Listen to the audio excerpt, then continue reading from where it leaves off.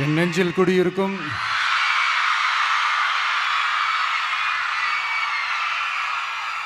வந்திருக்கும் சிங்கப்பெண்கள் உங்கள் அனைவருக்கும்,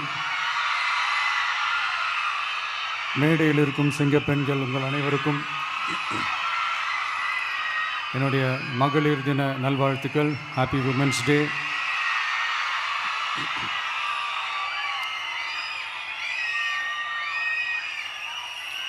ஒரு ஊரில்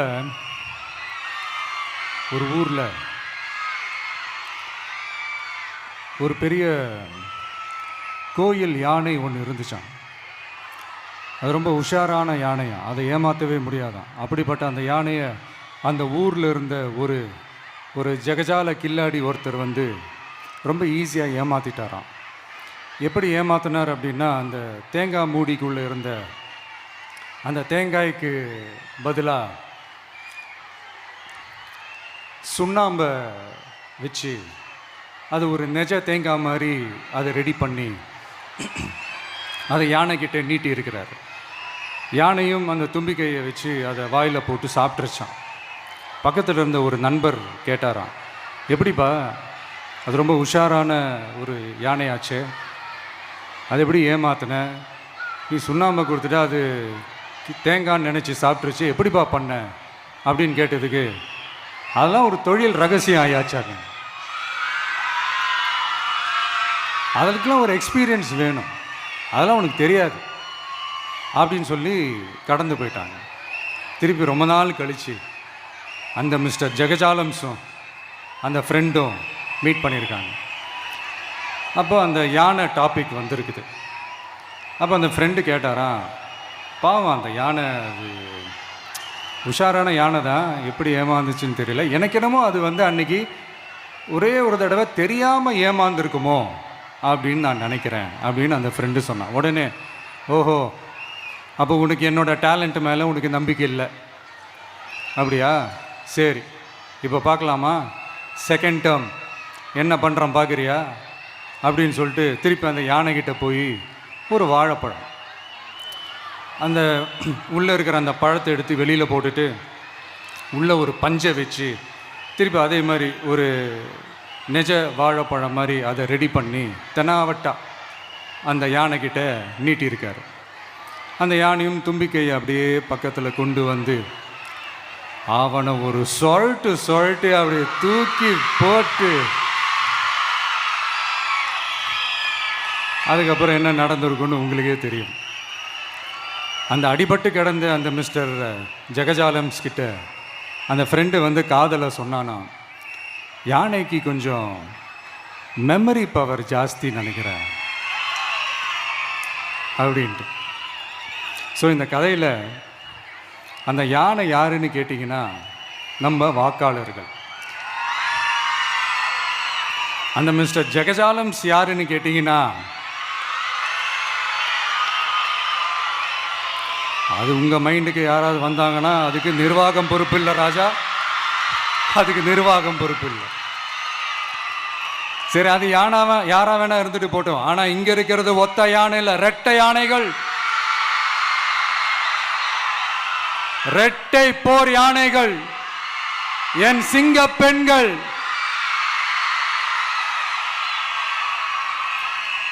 உங்களெல்லாம் யாரும் எதையும் சொல்லி ஏமாற்ற முடியாது. இப்போ இந்த விமென்ஸ் டே அன்னைக்கு ஒரு சில முக்கியமான சில வாக்குறுதிகளை படிப்போமா?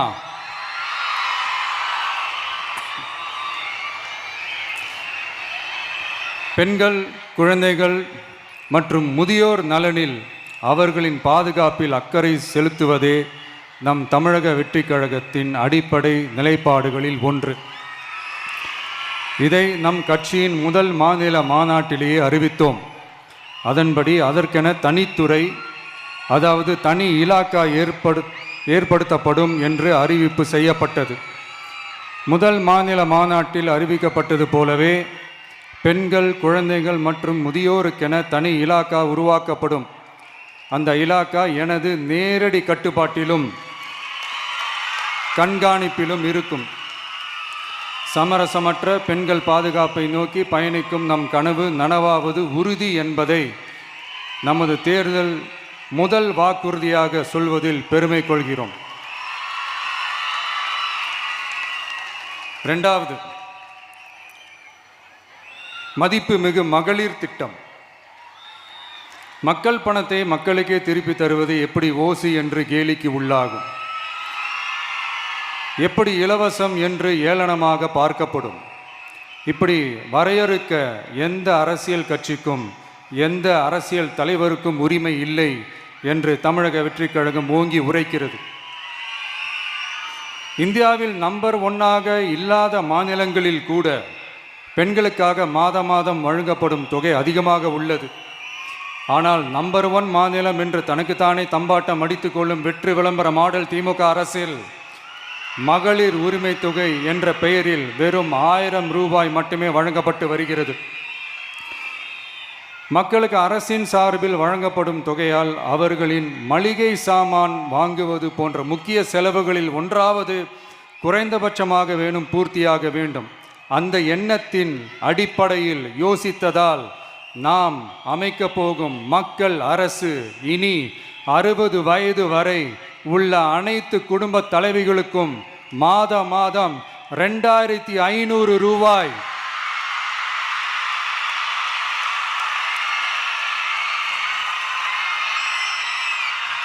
வழங்கப்படும் என்பதை பெருமகிழ்வுடன் அறிவிக்கிறோம். இதில் மாநில மற்றும் ஒன்றிய அரசு ஊழியர்களாக இருப்பவர்களின் குடும்பங்களுக்கு மட்டும் விதிவிலக்கு. இப்படி செய்வதால் கூடுதலான குடும்பங்கள் பயனடையும் வாய்ப்பு அதிகரிக்கும் என்பதை நம் தாய்மார்கள் அனைவரும் மகிழ்வுடன் ஏற்றுக்கொள்வர் என்பது நமக்கு தெரியும்.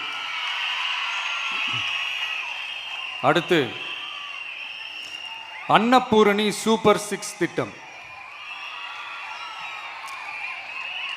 நம் வீட்டு பெண்களுக்கு பெரும் சுமையா மாறி நிற்பது சமையல் கேஸ் விலையும் ஒன்று. தேர்தல் நெருங்கும் போது மட்டும் கேஸ் விலை குறைக்கப்படும், தேர்தல் முடிந்ததும் மீண்டும் கேஸ் விலை உயர்த்தப்படும். அந்த விலை உயர்வு நம் காதுகளில் புகை வரும் அளவிற்கும் கண்களில் கண்ணீர் வரும் அளவிற்கும் இருக்கும். தமிழகம் முழுவதும் இருக்கும் பெண்களின் மனதை அறிந்து நம் எண்ணத்தில் தோன்றியதுதான் இந்த அன்னபூரணி சூப்பர் 6 திட்டம். இத்திட்டத்தின்படி ஒவ்வொரு குடும்பத்திற்கும் வருடத்திற்கு 6 கேஸ் சிலிண்டர்கள்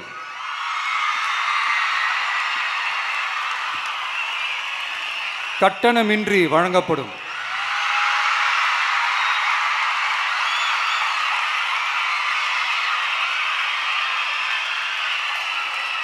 நம்மை சீராட்டி வளர்த்த நம் தாய்மார்கள் வயிற்றில் பால் வார்க்கும் திட்டமாக இதை அறிவிப்பதில் தமிழக வெற்றிக் கழகம் தலை நிமிர்ந்து பெருமை கொள்கிறது.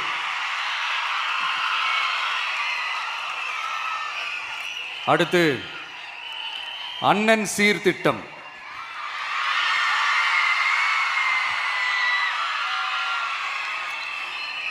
ஒவ்வொரு குடும்பத்திற்கும் மிகப்பெரிய மகிழ்வை தருவது அந்த குடும்பத்தில் நடக்கும் திருமண கொண்டாட்டம்தான். அதை எந்த வருத்தமும் இன்றி முழு மன நிறைவுடன் கொண்டாட வேண்டும். அதற்காகவே நம் தங்கைகளின் திருமணத்திற்காக 8 கிராம், அதாவது 1 பவுன் தங்கமும்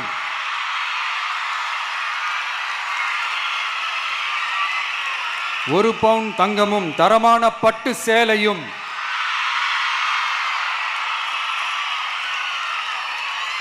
தாய் வீட்டில் இருந்து அண்ணன் சீராக அளிக்கப்படும்.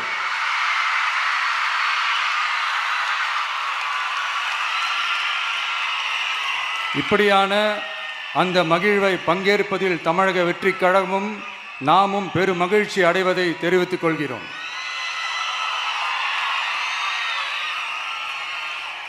அடுத்து, காமராஜர் கல்வி உறுதி திட்டம். கல்வி கண் திறந்த கர்ம வீரர் பெருந்தலைவர் காமராஜர் அவரை கொள்கை தலைவர்களில் ஒருவராக ஏற்ற ஒரு இயக்கம்தான் நம்ம தமிழக வெற்றிக் கழகம்.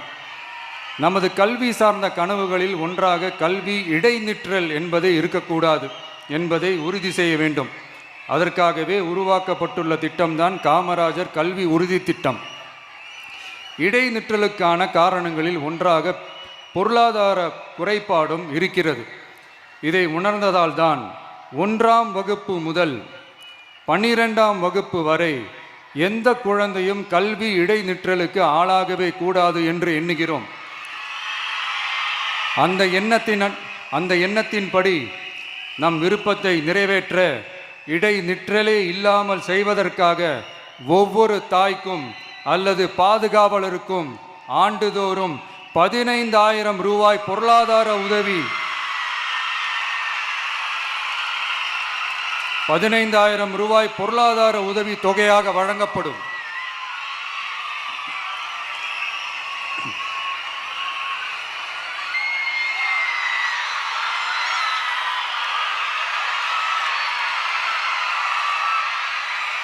அடுத்து thank you thank you thank you thank you thank you அடுத்து வெற்றி பயணம் திட்டம்.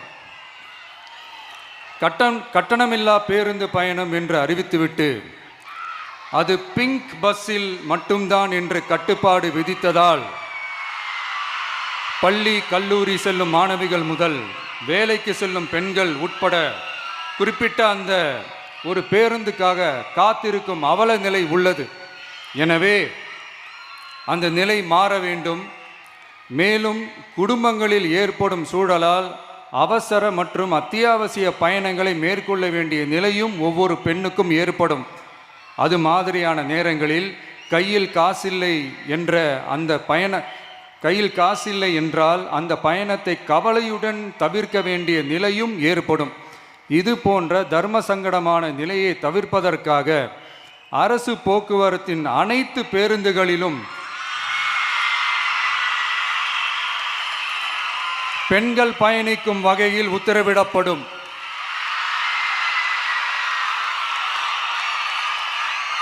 இதன் மூலம் தமிழகத்தின் எந்த மூலையில் இருந்தும் எந்த இடத்திற்கும் அனைத்து பெண்களும் கட்டணமின்றி பயணிக்கலாம். மேலும் பேருந்துக்காக காத்து கிடக்க வேண்டிய அவசியமும் ஏற்படாது.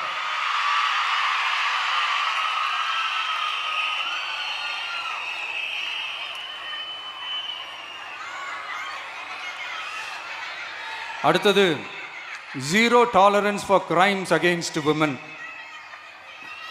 பெண்களுக்கு எதிரான குற்றமே இல்லை என்ற நிலையை உருவாக்க வேண்டும். அதன் அடிப்படையில் தான் zero tolerance for crimes against women என்பதை உறுதிப்படுத்த வேண்டும் என்பது நம் மிகப்பெரிய கனவு, நம்மளுடைய விருப்பம். 2 வயது குழந்தைக்கு நேர்ந்த கொடுமை, விமான பணிப்பெண்ணுக்கு நேர்ந்த கொடுமை என இந்த கொடுமைகளில் ஈடுபட்டதே திமுக நிர்வாகி ஒருவரும் திமுக கவுன்சிலர் ஒருவரும் தான் என்பது செய்திகள் வழியாக எல்லாரும் அறிந்த ஒன்று. இதையெல்லாம் தடுக்க வேண்டும். பெண்கள் பாதுகாப்பை உறுதி செய்யும் வகையில் ராணி வேலு நாச்சியார் படை ஏற்படுத்தப்படும். சாதாரண உடையில் இருக்கிற இந்த படையைச் சேர்ந்த பெண்கள் பாடி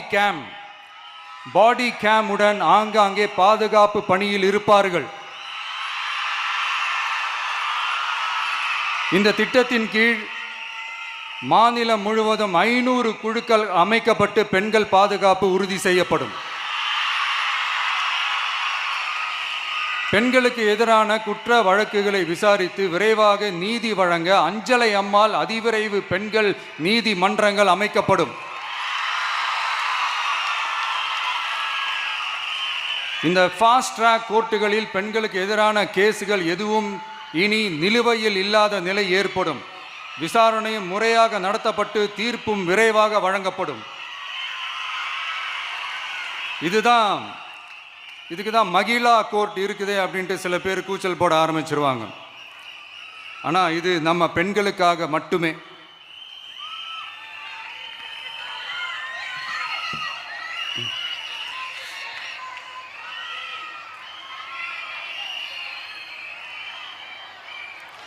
பொது போக்குவரத்து வாகனங்களில் பயணம் செய்யும் பெண்கள் பாதுகாப்பிற்காக ஸ்மார்ட் பேனிக் பட்டன்ஸ் அறிமுகப்படுத்தப்படும்.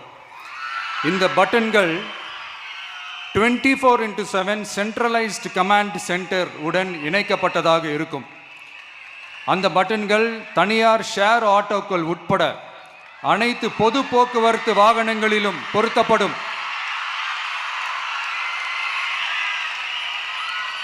இந்த பட்டன்கள் வழியாக 5 நிமிடத்தில் பதிலும் பாதுகாப்பும் உறுதி செய்யப்படும்.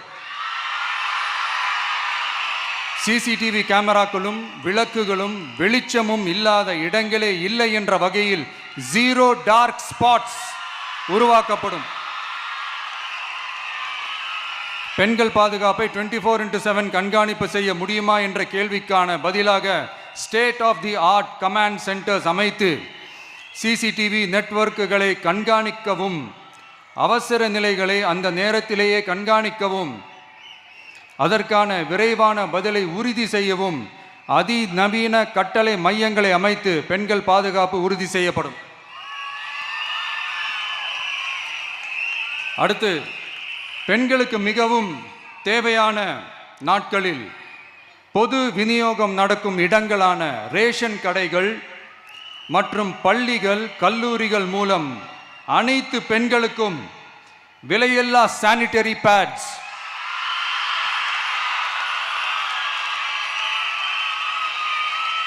வழங்குவது உறுதி செய்யப்படும். இது ஏன் சொல்றேன்னா, இது இப்போது ஒழுங்கா நடக்கிறது இல்லை, அதனாலதான் அதை அழுத்தி சொல்றேன். இது இப்போ முழுமையாக செயல்படுத்தவில்லை என்பது நமக்கு நல்லாவே தெரியும். அடுத்து, சிங்கப்பெண்கள் மேம்பாட்டு திட்டம். நிலுவையில் உள்ள கடன்களை திருப்பி செலுத்துவதன் மூலமும் பெண்கள் நடத்தும் சுய உதவி குழுக்களுக்கு 5 லட்சம் வரை வட்டியில்லா நிதியை வழங்குவதன் மூலமும்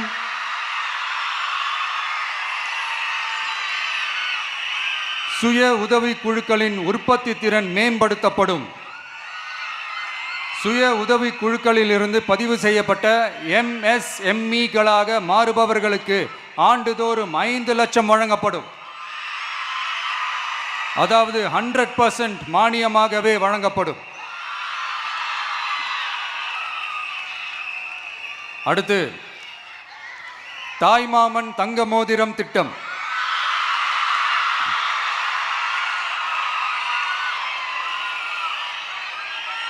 உலகத்தில் மனுஷனா பிறக்கிறதே பெரிய விஷயம். அதுலேயும் நம்ம தாய்நாடான தமிழ்நாட்டில் பிறக்கிறது மிகப்பெரிய வரம். அப்படி நம்ம தமிழ்நாட்டில் பிறக்கிற குழந்தைகளை வரவேற்கும் திட்டம் தான் தாய்மாமன் தங்க மோதிரம் திட்டம். தமிழ்நாட்டில் பிறக்கும் ஒவ்வொரு குழந்தைக்கும் அரசாங்கத்தின் ஆசீர்வாதமாக ஒரு தங்க மோதிரம் வழங்கப்படும். கூடவே ஒரு பேபி வெல்கம் கிட்டும் வழங்கப்படும். ஊட்டச்சத்து பொருட்கள், பேபி ட்ரெஸ்ஸஸ், தரமான baby soaps, baby oil, baby powder, baby கொசு வலைகள், பொம்மைகள், நாப்கின்ஸ் அண்ட் டயப்பர்ஸ் இவையெல்லாம் அந்த பேபி வெல்கம் கிட்டில் இருக்கும்.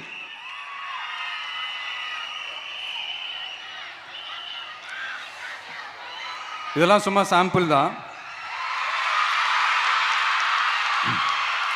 இன்னும் ரெடி ஆகிட்டு இருக்கு.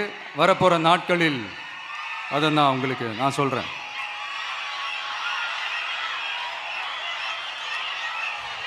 சரிப்பா, தேங்க்யூ.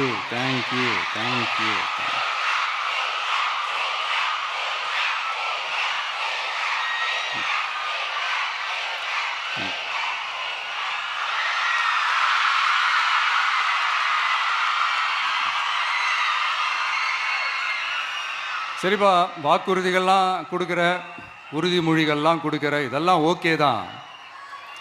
ஆனால் ஸ்டாலின் சார் செய்ய முடியாததை நீ எப்படி செய்வ அப்படின்னு உங்களுக்கு ஒரு கேள்வி ஒன்று வரும். அது சிம்பிளாக ஒன்று சொல்கிறேன். இப்போ தான் ரீசெண்டாக அதை பற்றி நான் முழுமையாக தெரிஞ்சுக்கிட்டேன். நம்ம மாநிலத்துக்கான மொத்த பட்ஜெட் வந்து 4.39 லட்ச கோடிகள். அதில் 30% ஸ்டாலின் சார் டாக்ஸுக்கு போகுது. இது என்னடா புது டாக்ஸ்ன்னு கேட்குறீங்களா? ஆமாம், இந்த பட்ஜெட்லேருந்து ஒதுக்குற நிதியில் 20% ஸ்டாலின் சாருக்கு போகுது. அதில் 10% அவங்க மந்திரிங்களுக்கு போகுது. மொத்தமாக 30% ஆச்சா? கவர்மெண்ட்டுக்கு தான் வரி கொடுப்பாங்க. ஆனால் கவர்மெண்ட்டே ஒருத்தவங்களுக்கு வரி கொடுக்குதுன்னா அதுக்கு பேர் ஸ்டாலின் சார் டாக்ஸ் தானே. இதை விட நாகரிகமாக நீங்கள் அடிக்கிற கொள்ளையும் நீங்கள் அடிக்கிற ஊழலையும் சொல்ல முடியாது. மக்களுக்காக ஒதுக்குற பணத்தை நீங்கள் அப்படியே சைடில் ஒதுக்காம மொத்த பணத்தையும் மக்களுக்கே செலவு பண்ணிட்டா ஒரு சூப்பரான நல்ல அரசாங்கத்தை கொடுக்கலாம்ல.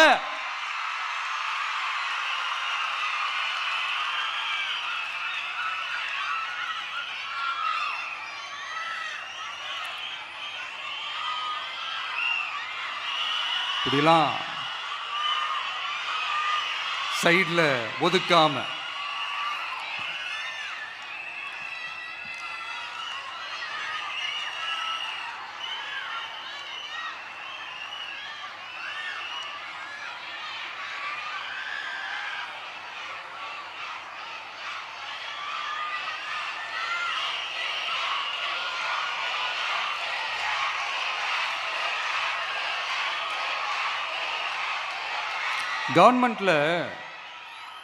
கவர்மெண்ட்டில் காசு இல்லை அப்படின்னு சொல்கிறாங்க. ஆனால் விடிய காத்தால எல்லார் அக்கௌண்ட்லேயும் 5000 ரூபா போட்டுறீங்களா? அது எப்படி?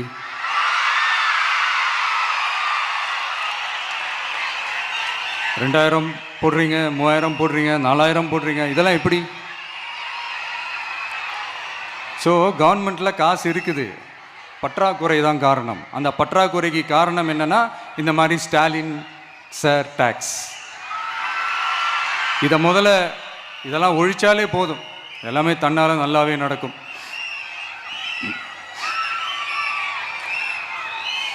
அப்புறம் ரீசண்டாக இருக்கிற நிறையா பிரச்சனைகளில் சில பிரச்சனைகள்லாம் ஓடிட்டு இருக்கு இல்லையா? அதெல்லாம் நீங்கள் அதுக்கு போராடி ஹர்ட் ஆகிறதெல்லாம் நான் பார்க்குறேன். அதை பார்த்து எனக்கு ஹர்ட் ஆகுது.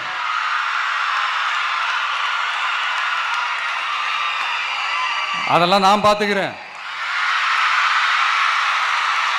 நாமளும் நீங்களும் சேர்ந்து மக்களுடைய பிரச்சனைகளை மட்டும் பார்ப்போம், சரிங்களா? அவ்வளோலாம் ஹர்ட் ஆகாதீங்க, அதெல்லாம் வருத்தலாம் கிடையாது.